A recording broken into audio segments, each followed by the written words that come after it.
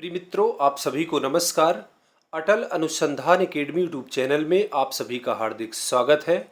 मित्रों, इस वीडियो के माध्यम से ओपीएस यानी पुरानी पेंशन बहाली से संबंधित एक बहुत ही महत्वपूर्ण अपडेट को लेकर के आपके समक्ष उपस्थित हुआ हूं। मित्रों, वीडियो को शुरू करने से पहले एक महत्वपूर्ण बात, यदि आपने अभी तक हमारे चैनल अटल अनुसंधान एकेडमी यूट्यूब चैनल को सब्सक्राइब नहीं किया है तो सभी लोग जल्दी से सब्सक्राइब कर ले और वीडियो को लाइक कर दें। मित्रों, इस चैनल के माध्यम से ओपीएस या फिर एनपीएस से संबंधित सभी महत्वपूर्ण सूचनाएं आप तक प्रेषित की जाएंगी।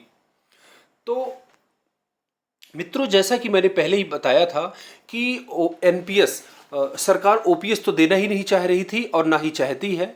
तो उन्होंने क्या किया था कि ओपीएस का नाम बदले बिना ही एनपीएस में सुधार करके और कर्मचारियों को संतुष्ट किया जाए। इसलिए मोदी सरकार 2 ने एनपीएस में सुधार के लिए एक कमेटी का गठन किया था, जिस कमेटी के अध्यक्ष थे टी एस स्वामीनाथन।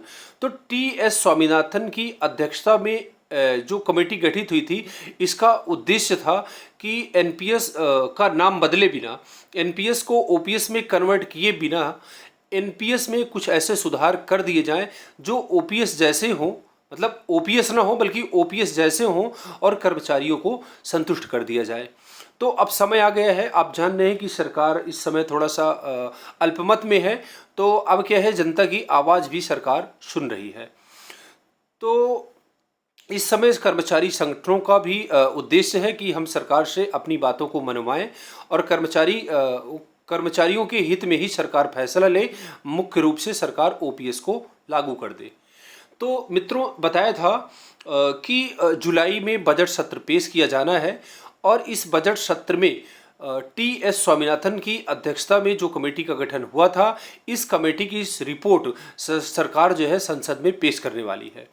तो संसद में रिपोर्ट पेश हो, इसके पहले सरकार चाह रही थी कि कर्मचारियों को हो सकता है रिपोर्ट पसंद ना आए तो कर्मचारियों के बीच में टकराव हो, संसद भवन में भी विवाद हो।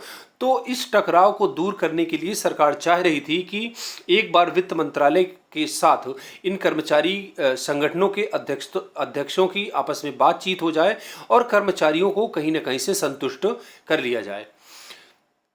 तो इस के मद्देनजर रखते हुए सरकार ने 15 जुलाई को, यानी कि कल के दिन, सरकार ने क्या किया था कि एक बैठक बुलाई थी इन कर्मचारी संगठन के अध्यक्षों को दिल्ली के नॉर्थ ब्लॉक में। लेकिन इस बैठक का बहिष्कार कर्मचारियों ने किया है और कर्मचारियों ने कहा है कि हमको ओपीएस में एनपीएस में सुधार नहीं चाहिए, हमको सीधा सीधा एनपीएस प्रदान किया जाए। क्योंकि ओपीएस में क्या था कि कर्मचारियों का कोई अंशदान नहीं होता था, उसके बावजूद भी रिटायर होने के बाद सैलरी का 50% उनको दिया जाता है। किंतु एनपीएस में सैलरी से 10% हर महीने काट लिया जाता है और वो पैसा खाते में भी नहीं पहुंचता। 2 साल, 3 साल, 4 साल में खाते में पैसा पहुंचता है। जब तक पैसा हमारे खाते में नहीं पहुंचेगा तब तक वह शेयर मार्केट में कैसे लगेगा और सरकार अपना अंशदान कैसे उसमें लगाएगी। तो एनपीएस की यह बहुत ही बड़ी समस्या रही है, जिससे कर्मचारी असंतुष्ट हैं, कर्मचारी रुष्ट हैं। सरकार कितना भी प्रयास करे, सरकार कितना भी सुधार कर ले, लेकिन कर्मचारियों को ओपीएस चाहिए, क्योंकि ओपीएस जैसी व्यवस्था कहीं नहीं थी। मित्रों, ओपीएस को सरकारी कर्मचारियों के बुढ़ापे की लाठी कहा गया है। यदि कर्मचारियों को बुढ़ापे में पेंशन नहीं दी जाएगी तो कर्मचारियों का जीवन यापन कैसे होगा। आज के डेट में जो ओल्ड एज होम की यूरोपियन कंट्रीज़ की जो कॉन्सेप्ट आई है, इस समय भारत में भी जगह जगह पर वृद्धाश्रम खुलने लगे हैं। तो एक बाप जो जीवन भर नौकरी करके अपने बच्चों का पालन पोषण करेगा, किंतु जब उनका पिता जो है वृद्ध हो जाएगा तो बच्चे, अगर उनका जो है बच्चे इसी उम्मीद में, क्योंकि पिता को पेंशन मिलती थी, इस उम्मीद में उनकी सेवा करते थे, लेकिन अगर पेंशन का सहारा नहीं होगा तो सेवा भी नहीं हो पाएगी और वृद्धा अवस्था जो आश्रम बने हैं उनमें बहुत ही भीड़ हो जाएगी। और नैतिक दृष्टिकोण से भी देखा जाए तो ये वृद्धा आश्रम की जो कॉन्सेप्ट है, ये पूरी तरह से कम भारत जैसे सनातनी धर्म को मानने वाले देश में ये धारणा बिल्कुल भी उचित नहीं है। और भारतीय संविधान के भाग 4 में भी कहा गया है कि सरकार प्रति राज्य को चाहिए कि ऐसे नियम कानून बनाए, ऐसी कल्याणकारी योजनाएं बनाए जिससे राज्य की जनता का कल्याण हो सके। वृद्धावस्था में पेंशन बहुत ही आवश्यक है। तो यहाँ पर अब आप देखेंगे कि आज की क्या महत्वपूर्ण अपडेट है। यहाँ पर आप देख रहे हैं AIDEF ने प्रारंभ से ही एनपीएस को खारिज किया है। यह संगठन एनपीएस को खत्म करने और सीसीएस नियम 1972 के तहत पेंशन बहाली के लिए स्वतंत्र रूप से और JFROPS के फोरम के माध्यम से लगातार संघर्ष कर रहा है। यहाँ पर आप देख रहे हैं पुरानी पेंशन के मुद्दे पर रक्षा कर्मचारी संगठन ने वित्त मंत्रालय और JCM की बैठक का किया है बहिष्कार। कर्मचारियों ने पूरी तरह से बहिष्कार कर दिया है कि हमको एनपीएस नहीं चाहिए, हमको केवल और केवल ओपीएस चाहिए। तो AIDF ने प्रारंभ से ही एनपीएस को खारिज किया है। यह संगठन एनपीएस को खत्म करने और सीसीएस पेंशन अधिनियम 1972 के तहत पेंशन बहाली के लिए स्वतंत्र रूप से और JFROPS के फोरम के माध्यम से लगातार संघर्ष कर रहा है। पुरानी पेंशन को लेकर के बड़ा अपडेट सामने आया है। सोमवार को दोपहर 3 बजे नॉर्थ ब्लॉक में वित्त मंत्रालय द्वारा गठित कमेटी ने पुरानी पेंशन पर बातचीत करने के लिए staff side national council JCM के प्रतिनिधियों की बैठक बुलाई थी। अखिल भारतीय रक्षा कर्मचारी महासंघ ने इस बैठक का बहिष्कार कर दिया है। AIDEF के अध्यक्ष SN पाठक और महासचिव श्री कुमार के मुताबिक कर्मियों को केवल गारंटी कृत पुरानी पेंशन चाहिए, उन्हें एनपीएस में सुधार मंजूर नहीं है। केंद्र एवं राज्य सरकारों के 6 करोड़ से अधिक कर्मचारी एनपीएस को खत्म करने और पुरानी पेंशन योजना के तहत पेंशन बहाल करने के लिए संघर्ष कर रहे हैं। मोदी 2 सरकार ने एनपीएस में सुधार की सिफारिश के लिए वित्त मंत्रालय की अध्यक्षता में एक उच्च स्तरीय समिति का गठन किया था। AIDEF के कर्मचारी पक्ष ने राष्ट्रीय परिषद JCM और वित्त मंत्रालय की समिति को ज्ञापन सौंपकर एनपीएस में किसी तरह भी सुधार की बात को खारिज कर दिया है। कर्मचारी संगठन के नेताओं का कहना है कि उनकी मांग केवल पुरानी पेंशन बहाली है। ओपीएस के लिए गठित national joint council of action के वरिष्ठ पदाधिकारी स्टाफ साइड की राष्ट्रीय परिषद के सदस्य और अखिल भारतीय रक्षा कर्मचारी महासंघ के महासचिव श्री कुमार ने के मुताबिक 15 जुलाई को एनपीएस समिति ने JCM सदस्यों को बैठक के लिए आमंत्रित किया था। AIDEF ने इस बैठक का बहिष्कार किया है। इस निर्णय से स्टाफ साइड के शिव गोपाल मिश्रा को अवगत करा दिया गया है। उन्हें बता दिया गया है कि एनपीएस मंजूर नहीं है। सरकार को सीसीएस पेंशन अधिनियम 1972 के तहत अब पेंशन बहाली करनी चाहिए। वृद्धावस्था सुरक्षा का एकमात्र समाधान और रास्ता पुरानी पेंशन है।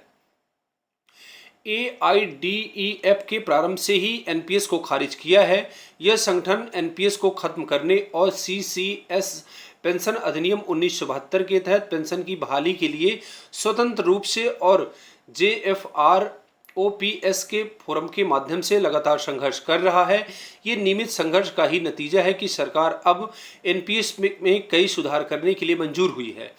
इन सुधारों में मृत्यु सह सेवानिवृत्ति ग्रेच्युटी, सेवा के दौरान कर्मचारियों की मृत्यु होने पर पारिवारिक पेंशन और सरकार का योगदान बढ़ाकर 14% शामिल है।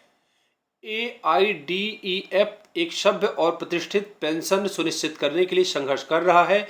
ये सब बातें केवल पुरानी पेंशन योजना से ही संभव है।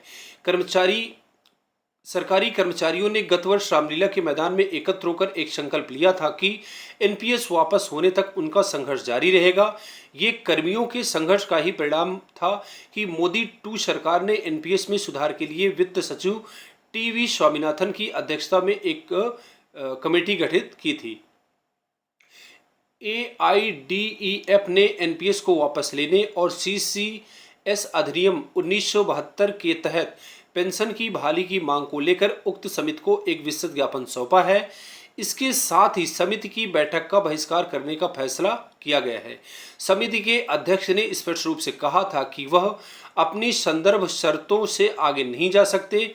AIDEF एफ ने जेसीएम के अन्य सदस्यों से भी बैठक का बहिष्कार करने का अनुरोध किया है।